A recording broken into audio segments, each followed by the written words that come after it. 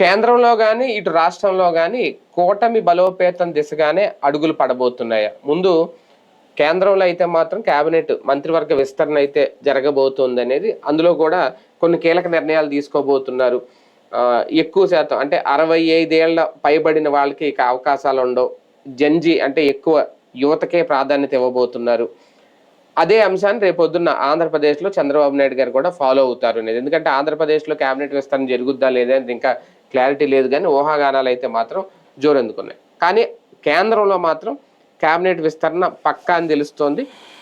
అదే నేపథ్యంలో యువతకి ఎక్కువ అవకాశాలు ఇవ్వడం, అది కూడా మిత్రపక్ష పార్టీలకు సంబంధించిన ఎంపీలని ఈసారి చేర్చుకోబోతున్నారట, కేబినెట్లో అవకాశం కల్పించబోతున్నారట. దానికి కారణం ఏంటి అంటే కూటమి బలోపేతం అవ్వాలి అంటే మిత్రపక్షాలకు కూడా ఎక్కువ ప్రాధాన్యం ఇవ్వాలి అనేది. ఇదే అంశం మీద చర్చించే ప్రయత్నం చేద్దాం. కొత్తగా ఆలోచిస్తుందా సార్ మోడీ ప్రభుత్వం ఈసారి భారతీయ జనతా పార్టీ? అంటే కేబినెట్ విస్తరణ నిజంగా 65 ఏళ్ళ పైబడిన వాళ్ళని పక్కకు తప్పిస్తారు అనేది, అది జరగబోతుందా? ఇప్పుడు నరేంద్ర మోడీ వెళ్ళిపోవాలిగా బేసిక్గా. అది ఎంత మనకి ఎట్లా ఉంటుందంటే, నరేంద్ర మోడీ నోట్ల రద్దు చేసేదాకా ఎవరికి తెలియదు. వాళ్ళ క్యాబినెట్లో వాళ్ళ సెల్ ఫోన్లు కూడా ఆఫ్ చేయించి అతను అనౌన్స్ చేశాడు. ఆపరేషన్ సింధూర్ ఎవరికి తెలియదు, సర్జికల్ స్ట్రైక్స్ 1 ఎవరికి తెలియదు, 2 ఎవరికి తెలియదు. Print media, electronic media, digital media, ఇట్లాగా యూట్యూబ్లు ఏది పడితే అన్ని మీడియా ఉన్న రోజుల్లో, ప్రతిదీ లీక్ అయ్యే రోజుల్లో, లీకులకి అలవాటైన దేశంలో, ఈవెన్ ఇప్పుడు నీట్ పేపర్ లీక్ అయింది కానీ వెంటనే పట్టుకున్నారు. అంటే మోడీ ఎంత జాగ్రత్త చేస్తాడు అనడానికి అతని నిర్ణయాలు. ఈవెన్ ఇదివరకటి రోజుల్లో బడ్జెట్లో త్వరలో ఇది జరగబోతోంది అని చెప్పేసి దానికి అనుగుణంగా కొనుగోళ్ళు అమ్మకాలు జరిగాయి. నా బాగా గుర్తు. బడ్జెట్ వచ్చే ప్రతిసారి ఏ వస్తువులు మాకు తెలిసిన చాలా షాపుల వాళ్ళు ముందే వాళ్ళకి ఇన్ఫర్మేషన్ వచ్చేసి అవి కొనుక్కొచ్చుకుని పెట్టుకునేవాళ్ళు, రేట్లు పెరగబోయాయి. అలాంటివన్నీ చూసిన వాళ్ళు ప్రతి బడ్జెట్ లీకేజ్ ఉండేది. సిగరెట్లు కొనేయా, లేకపోతే దాని పేరేంటది, నిత్యావసర వస్తువుల్లో ఈ వస్తువు పెరగబోతుంది, ఈ వస్తువు తగ్గబోతుందని ఉన్న వాటిని అమ్మేసిన వాళ్ళు తెలుసు, నాకు కొన్నోళ్ళు తెలుసు. ఎక్కడి నుంచి వస్తుంటే మనకు తెలుసుద్దిలే అబ్బా అని చెప్పేవాళ్ళు. అంత రొటీన్ లీక్ నడిచిన రోజుల నుంచి ఇతను ఏం చేస్తారో ఎవరికి తెలియదు. ఇంకోటి ఎవరి ఊహాజనితం వాళ్ళు వీళ్ళకున్న ఫీలింగులన్నిటిని కలిపి దాంట్లో రుద్దేస్తున్నాడు. బేసిక్గా నరేంద్ర మోడీ బ్యాలెన్స్ చేస్తాడు కానీ వన్ సైడెడ్గా కూడా అంత పిచ్చోడు కాదు. రాజకీయంలో యువరక్తం అంటే అబోవ్ 50s, బిలో 50sలో సక్సెస్ఫుల్ లీడర్ ఎవడున్నాడు చెప్పండి? తేజస్వి సూర్యాలు వీళ్ళు చెప్తారు. వీళ్ళు ప్రచారం బాగా జరిగింది తప్పించి అద్భుతం ఏం సాధించాడు తనకు సంబంధించిన దాంట్లో? ఏదో మాట్లాడగలుగుతాడు బాగా. ఇది వేరు, ప్రభుత్వం వేరు, మాట్లాడడం వేరేంటి. ప్రభుత్వం అనేది ఒక అడ్మినిస్ట్రేషన్ అనేది ఎక్స్పీరియన్స్ కోరుకుంటుంది.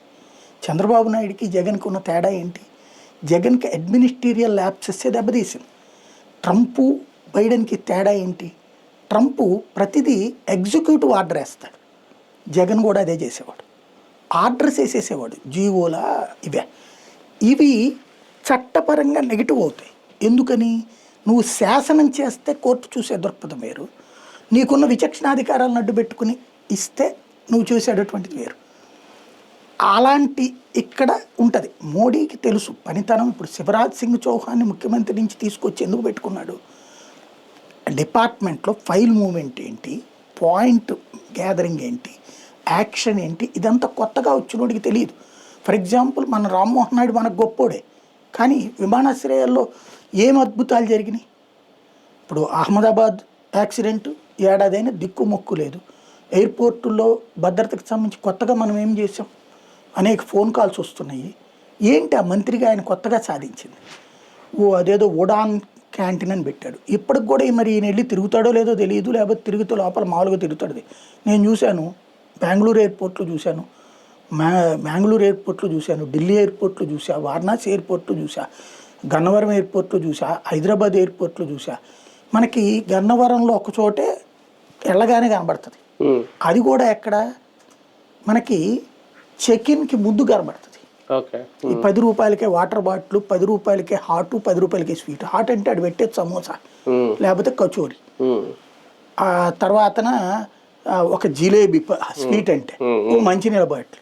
దీనికోసం నువ్వు క్యాంటీన్ పెట్టడం ఎందుకు? క్యాంటీన్ అంటే మిగతా అన్ని దొరికింది తక్కువ రేటు. అది కూడా ఎక్కడ పెట్టాలా?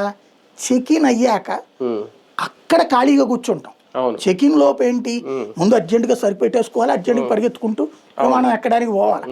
అక్కడికి వెళ్ళాక బెల్ట్ పీకాలా, ఈ పీకాలా, ఈ పనిలో ఉంటాం మనం. అవును. ఆ పనిలో ముందు ఇది తింటామా అటు వెళ్తామా, అదే కదా. ఇది పోనీ ఏమైనా కడుపు నింపే ఆహారమా కాదు.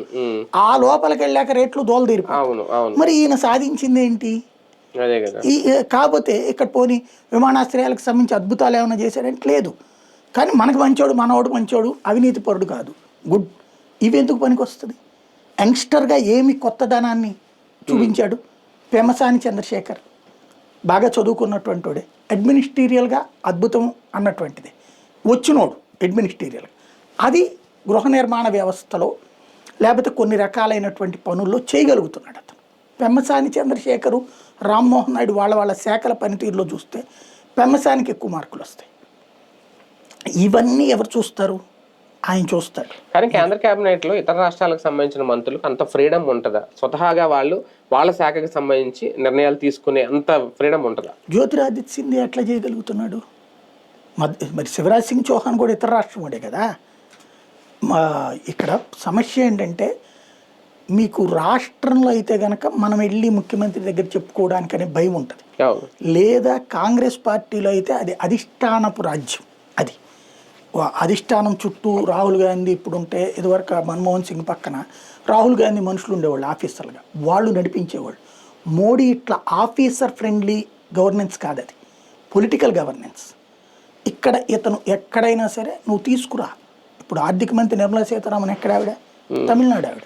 ఎందుకు చేయగలుగుతోంది? మరి స్టీల్ ఫ్యాక్టరీలకు సంబంధించి అంత రిస్ట్రిక్షన్ ఉన్నప్పుడు కుమారస్వామి అనే వాడుకొని సొంత పార్టీ వాడు కూడా కాదు, కానీ చేయగలుగుతున్నాడు కుమారస్వామి. ఎందుకని? సీఎంగా చేసిన ఎక్స్పీరియన్స్ ఉంది. ఎక్స్పీరియన్స్ అనేది ఇక్కడ ముఖ్యం. నువ్వు ఫైల్ ఎట్లా ట్రాక్ చేయాలి, దాంట్లో ఇన్పుట్స్ ఎట్లా తీసుకోవాలి, ఫైనల్గా నువ్వు ప్రపోజల్ పెట్టి మోడీ వద్దన్నాడంటే ఒక ఆస్పెక్ట్. అట్లా ఎవడన్నా పెట్టిన వాళ్ళు ఉన్నారా? బేసిక్గా ఇప్పుడు పీయూష్ గోయల్ ఉన్నాడు, అతను వేరే స్టేట్ వాడు, మహారాష్ట్ర ఏరియాలో అక్కడ వాడు. బట్ అతను ఆర్థిక పరంగా ఇవాళ అమెరికా లాంటి దేశపు ఒత్తిడిని కూడా పక్కన పెట్టి ఒప్పందం ఈ రోజు వరకు జరగనేలా అమెరికాతో. మరి మోడీ ఏందా ట్రంప్ పద్దాక నా ఫ్రెండ్ సంపూది అంటున్నాడు, తొందరగా చెయ్యని చెప్పాలిగా. ఎందుకు చెప్పట్లేదు? మోడీ అట్లాగా ప్రెషర్ చేయడు, నువ్వెందుకు చేయట్లేదని అడగడు. నీ పెర్ఫార్మెన్స్ బాగోపోతే నిదానంగా పక్కన పెట్టేస్తాడు. బట్ పని పరంగా ఒత్తిడి చేస్తాడు. నీకు చేత కాకపోతే అతను ఏం చేయలేడు, లేదా నీలో చొరవ లేకపోతే అతను ఏం చేయలేడు. అమిత్ షా తీసుకునే నిర్ణయాలకి పర్మిషన్ ఇస్తున్నాడు, ప్రతి వెళ్ళి మోడీకి చెప్పొస్తాడా? లేదు. యాక్షన్ ఆటోమేటిక్గా అవుతుంది. నీకు శాఖ అప్పచెప్పాక అశ్విని వైష్ణవ్ చేశాడు కదా రైల్వేలకు సంబంధించి మార్పు.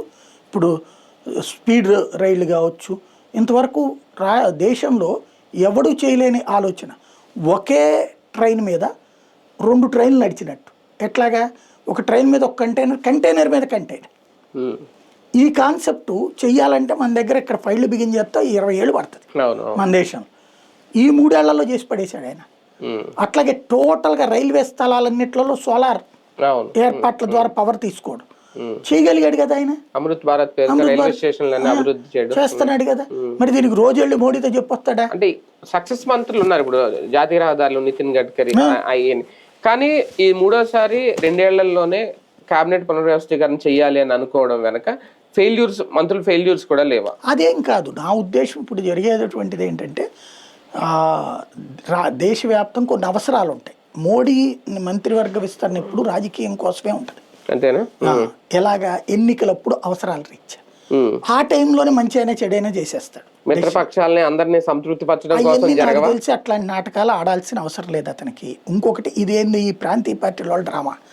బేసిక్ సమస్య ఏంటంటే, ఇంతకు ముందు కంటే ఇప్పుడు బలోపేతం అయితే ఆయన ఇప్పుడు 313, అప్పట్లో 270, 292, ఇప్పుడు 313, మొన్న వాటితో కలిపి దాదాపు 315, 320 దాకా ఉన్నారు. దేనికి భయపడాలా? అప్పుడే భయపడినాడు, ఇప్పుడు భయపడతాడా? అంటే కూటమి కట్టడాల వల్ల కూడా అధికారంలోకి వస్తుంది కదా కొన్ని రాష్ట్రాల్లో భారతీయ జనతా పార్టీ. ఎక్కడుంది? ఆంధ్రప్రదేశ్లో తెలుగుదేశానికి ఉపయోగమైంది బీజేపీ. అంతేనా? బీజేపీకి ఏం ఉపయోగం ఉంది? మహారాష్ట్రలో బీజేపీ వల్ల వాళ్ళు లబ్ధి పొందారు, శివసేన వాళ్ళు. అప్పుడు బీహార్లో కూడా బీజేపీ వల్ల జేడీయూ కూడా ముఖ్యమంత్రి అయ్యాడు. అంతే తప్పించి అంటే అప్పర్ హ్యాండ్ బీజేపీది అక్కడ, లోయర్ హ్యాండ్ బీజేపీ ఉన్న చోట బీజేపీకి హై ప్రయారిటీ ఏమి ఇవ్వట్లేదే వీళ్ళు. కాబట్టి అక్కడ ఎవరిని ద్వేషించరు, దూషించరు. వాళ్ళ మీద కంటే ₹1 ఆధిపత్యం కోరుకుంటారు తప్ప వాళ్ళ కింద ఉండాలని కోరుకోరు. మేబీ కొత్త వాళ్ళకి అవకాశం ఇవ్వచ్చు. జనసేనకి బాలశౌరికో లేకపోతే ఉదయ్కో ఇవ్వచ్చు మంత్రి పదవి. ఎందుకంటే వీళ్ళకి ఇంతవరకు ఎంపీలు లేరు కాబట్టి ఇవ్వలేదు మంత్రి పదవి. ఇప్పుడు ఎంపీలు వచ్చారు కాబట్టి ఇవ్వచ్చు ఏ సహాయ మంత్రి. అలాగే ఛాయిస్లు కూడా ఉంటాయి. అదే సందర్భంలో ఉన్నటువంటి బండి సంజయ్, కిషన్ రెడ్డి, ఇక్కడ శ్రీనివాస్ వర్మ, వీళ్ళని తీసేసి మాకు రావాలని కోరుకునే వాళ్ళు ఉన్నారు. అక్కడ రాష్ట్ర రాజకీయాల ఇంపాక్ట్ నితిన్ ఇప్పుడు అతను ఉన్నాడు కదా నబీన్, బీజేపీ జాతీయ, ఇతని అభిప్రాయాలు కూడా తీసుకుంటారు అందులో. ఇప్పుడు కొన్ని రాష్ట్రాలలో మంత్రుల్ని 3 కేంద్ర మంత్రుల్ని తీసేసి రాష్ట్రాలకు పంపించారు. పంజాబు, తర్వాత హిమాచల్ ప్రదేశ్ ఇట్లాంటి రాష్ట్రాలకి. అలాగే రాష్ట్రాలలో ఇప్పుడు రేపు యోగి ఆదిత్యనాథ్కి ప్రాబ్లం వస్తాడు, పంజాబ్లో వీళ్ళు అనుకున్న నాయకుడికి ప్రాబ్లం వస్తాడు అన్న వాళ్ళని కేంద్రానికి తీసుకుంటారు. దక్షిణాదిలో బలపడాలనుకుంటుంది ఎప్పుడో నుంచో భారతీయ జనతా పార్టీ. ఇప్పుడు దక్షిణాదికి ఏమైనా ప్రాధాన్యత ఇచ్చే అవకాశం ఉంటుందా? ఈ అట్లాంటి దిక్కుమాలిన రాజకీయం వాళ్ళు ఏం చేయరండి. దక్షిణాదికి సంబంధించి ఒక వ్యూహం ఉంది. రేపు కర్ణాటక ఎన్నికలలో గెలవాలడానికి వ్యూహం ఉంది. వాళ్ళ ధైర్యం కూడా కర్ణాటకలో కాంగ్రెస్ పరిస్థితి మైనస్గా ఉందన్నది.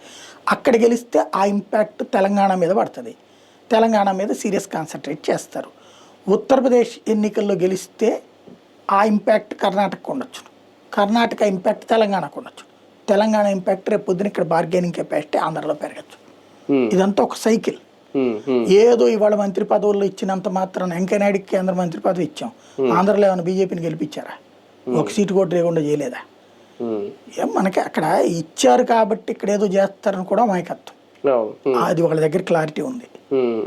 కానీ ఈసారి నిజంగా అంటే ఓకే 65 ఏళ్ళు పైబడిన వాళ్ళు ఉంచుతారా లేదనేది ఒకటి, సీనియర్స్కి ఎక్కువ థ్రెట్ ఉండబోతుందా అనేది అట్లా ఏముండదు. నేను అనేది అదే బ్యాలెన్స్ చేస్తారు. సీనియర్లు ఉంటారు, జూనియర్లు ఉంటారు. ఏజ్ ఇంపాక్ట్ అయితే ఉంటుంది, 65 ఏళ్ళు అన్నటువంటి ఇంపాక్ట్ ఉంటుంది.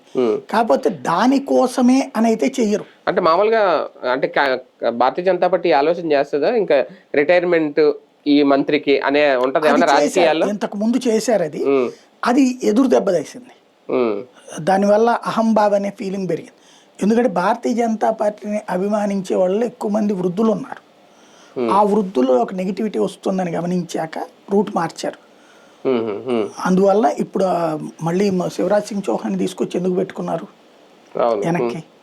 అట్లాంటి ఆలోచనలు అనవసరం డిసైడ్ అయ్యారు. ధర్మేంద్ర ప్రధాన్ లాంటి వాళ్ళని తప్పించే ఛాన్స్ నిజంగా ఉందా? అంటే ఇప్పుడు మామూలుగా అయితే మంత్రి పదవి నుంచి తప్పించడం అనేది ఉండాలి.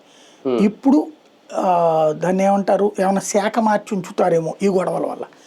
వీళ్ళు తీసేయన్నప్పుడు ఒత్తిడి పొందారనే ఫీలింగ్, అందువల్ల అతను మంత్రి పదవి ఉంచుతారేమో, మంత్రి పదవి ఉంచి శాఖ మారుస్తారేమో తెలియదు. అంటే అదే కనుక చేస్తే కలిసి వచ్చింది అనుకోవాలేమో ఆయనకి ఈ వివాదం అంతా. కానీ ఆ నింద అలా ఉండిపోద్ది అంతే. నీట్ లీక్ వెనకాల అది ఎప్పుడు ఉంటది. నీటే కాదు. ఇప్పుడు ఆ లెక్కన కాంగ్రెస్ ఏమో మన తెలంగాణలో లీక్ కాలేదా? మరి ఎందుకని రేవంత్ అడగలేదు? ఎందుకని అది ఒక ఇష్యూ అంటారు అంతే. మన ఆంధ్రాలో జరగలేదా జగన్ ఉన్న టైంలో లీకులు? అప్పుడు ముఖ్యమంత్రి రాజీనామా చేయాలి, లేకపోతే మంత్రిని ఎవరైనా రాజీనామా చేయమని అడిగారా? లేదు కదా. మిత్రపక్షాలకు ప్రాధాన్యం ఇవ్వడం అనేది భవిష్యత్తులో కలిసి వచ్చే అంశమైన భారతీయ జనతా పార్టీకి అవన్నీ వీళ్ళ ఊహలు తప్పించి, మరి మీడియా, సోషల్ మీడియా తప్పించి ప్రత్యేకించి మిత్రపక్షాలను ఎత్తిన పెట్టుకోవడం ఉండదు, అలాగని తక్కువ చూడటము ఉండదు. ఒక పార్ట్గా చూస్తారు అంతవరకే. వాళ్ళకి ప్రత్యేకించి పెద్దపేట వేసి కూర్చోబెట్టే అంత అమాయకత్వం మోడీ దగ్గర లేదు. అలాగని చులకన చేసే అంటే ఆంధ్రప్రదేశ్ లోనే చూస్తే ఇప్పటికి ఇవ్వాల్సినవి ఇచ్చేసారు. బీజేపీ తరఫున శ్రీనివాస్ వర్మకి అలాగే ఇచ్చారు, టీడీపీ తరఫున ఇద్దరికి ఇచ్చేసారు. ఇప్పుడు ఒకవేళ జనసేనకి ఇస్తే ఇంకా అడిషనల్ గా ఇచ్చినట్టే కదా, ఇంకా అవసరం యాక్చువల్లీ ఇవ్వాల్సిన అవసరం ఏముంది? ఇచ్చారు అంటే మిత్రపక్షం బలోపేతం కోసం కాదా? ఇప్పుడు మిత్రపక్షాన్ని కలుపుకుపోయే భాగంలో ఇవ్వచ్చు, అందులో డౌట్ ఏం లేదు. అదే సందర్భంలో భారతీయ జనతా పార్టీకి సంబంధించినంత వరకు దానికి ఎంత ప్రయోజనం అన్నది కూడా చూసుకుంటారు కదా దీంట్లో. ఆ ఆస్పెక్ట్ కూడా ఉంటుంది. ఇంకోటి మేబీ క్యాబినెట్ రీషఫ్లింగ్ లో ఇక్కడ కొన్ని సమీకరణాలు మారచ్చేమో అనుకుంటున్నా. ఇక్కడ ఆంధ్రాలో ఒకటి ఇప్పుడు సామాజిక సమీకరణాలు ఉంటాయి ఇందులో, మనం అవునన్నా కాదా. దాని ప్రకారం ఒక సెక్షన్కి క్యాబినెట్ హోదా, ఇంకొక సెక్షన్కి సహాయ మంత్రి హోదా రావచ్చేమో. అంటే ఎక్కువగా మిత్రపక్షాల ప్రాధాన్యం ఇవ్వడం, సొంత పార్టీలో కూడా ఇబ్బందికర పరిస్థితి. ఇప్పుడు పురంధేశ్వరి గారి గురించి ఎప్పటి నుంచి అనుకుంటున్నారు, ఆమెకి వస్తుందేమో క్యాబినెట్ లో, మొన్నే అనుకున్నారు, యాక్చువల్గా రాలేదు. ఇప్పుడు వాళ్ళని కాదని, అంటే ఒక రకంగా సొంత పార్టీ లెక్క ఆమె కాదని వేరే వాళ్ళకి ఇస్తే అక్కడ క్లాష్ రాదా బీజేపీ? రావాలి కదా, ఇవ్వాలి కదా. అసలు ముందు అదే పురంధేశ్వరికి అని అందరూ అనుకున్నప్పుడు అర్జెంటుగా వచ్చి కనబడింది శ్రీనివాస్ వర్మ. అవును, అదే కదా, ఊహించారా? అదే కదా. ఇక సీఎం రమేష్. అవును, ఎంపీలు ముగ్గురే కదా, అవును, ఇంకెవరున్నారు? ఆరుగురులో ముగ్గురే కదా గెలిచింది వీళ్ళు. కాబట్టి ఈ ముగ్గురులో పురంధేశ్వరికి సీఎం రమేష్కి ఇస్తారన్నది వీళ్ళ ఊహ. అవును, గట్టిగా ప్రచారం జరిగింది, చూడాలి. అప్పుడు కూడా జరిగింది. కానీ ఇవ్వలేదు కదా, వర్మ గారికి వెళ్ళింది, ఇవ్వలేదు కదా. ఒకప్పుడు పురంధేశ్వరికి ఇచ్చారు కదా. అవును. కాబట్టి ఏమిస్తారనేది చూడాలి. ఇప్పుడు సీఎం రమేష్ తను ప్రచారం చేసుకున్నాడు, మొన్న కూడా ఈనాడు వీటిలో రాయించుకున్నాడు, బెంగాల్ ఎలక్షన్ అంతా నేనే చూశాను ఆ ఎంపీలు మారడం అని. ఆ తర్వాత అసలు అక్కడ పేపర్లు ఎవడో పట్టించుకోలేదు, అక్కడ సువేంద్ర అధికారి చేశాడు. ఇక్కడ రాయించుకున్నంత మాత్రం అది చూసి అమిత్ షా ఓటు వేయడు కదా. జాతీయ రాజకీయాలను ఫాలో అయ్యే సంస్కృతి అన్న ఆంధ్రప్రదేశ్ లో ఉందా బాబు గారికి గాని? రేపు ఒకవేళ ఇక్కడ జరిగితే అదే చేస్తారా? రోజుల్లో అయితే బాబు ముందు నుంచి ప్లాన్ చేసి నాకు వీళ్ళు కావాలి, నాకు ఇన్ని కావాలి, ఎంత ప్రెషరైజ్. అంటే మిత్రపక్షాలకు ప్రాధాన్యం ఇవ్వడం వల్ల మన కూటమి స్ట్రాంగ్ గా ఉంటది. ఎందుకంటే వీళ్ళు ఇప్పటికే అంటున్నారు కదా, 30 ఏళ్ళు మేమే కలిసి ఉంటాం, 15 ఏళ్ళు కలిసి ఉంటాం. అలా చేయాలంటే ఇదే ఫాలో అవ్వాలి. ఇక్కడ కూడా అవుతారు. మోడీ అంటలేదా మాట? అదే అనట్లేదు, పవన్ కళ్యాణ్ అంటున్నంత మాత్రం మోడీ కాదు కదా. బీజేపీ అట్లా 30 ఏళ్ళు అనుకుని వీళ్ళ కింద అసిస్టెంట్ గా పనిచేయడానికి సిద్ధంగా ఉంటుందని నేను అనుకోను. అంటే రేపు కేబినెట్ విస్తరణలో ఆ స్థాయి ప్రాధాన్యత ఇస్తారు అంటున్నా నేను. ఆంధ్రప్రదేశ్ లో కూడా ఉండదు, ప్రత్యేకించి ఆంధ్రాను తెలంగాణను ఉండదు, మోడీ కేబినెట్, దట్స్ ఇట్, అంతే. అంతకు మించి రైట్. చూద్దాం నిజంగా కేంద్ర కేబినెట్ విస్తరణ విషయంలో ఎలాంటి పావులు కదుపుతున్నారు అనేది ఒకటి. నిజంగా 65 ఏళ్ళు దాటిన వాళ్ళు పక్కన పెడతారా, కొత్త వాళ్ళకి ఎక్కువ అవకాశం ఇస్తారా, మిత్రపక్షాలకి ఎక్కువ ఛాన్స్ ఇస్తే కూటమి బలోపేతానికి ఉపయోగపడుతుందని ఆలోచన చేస్తుందా బీజేపీ? రేపు కేబినెట్ విస్తరణ తర్వాత జరుగుద్ది, తెలుస్తుంది, ఏం జరుగుతుందో చూద్దాం.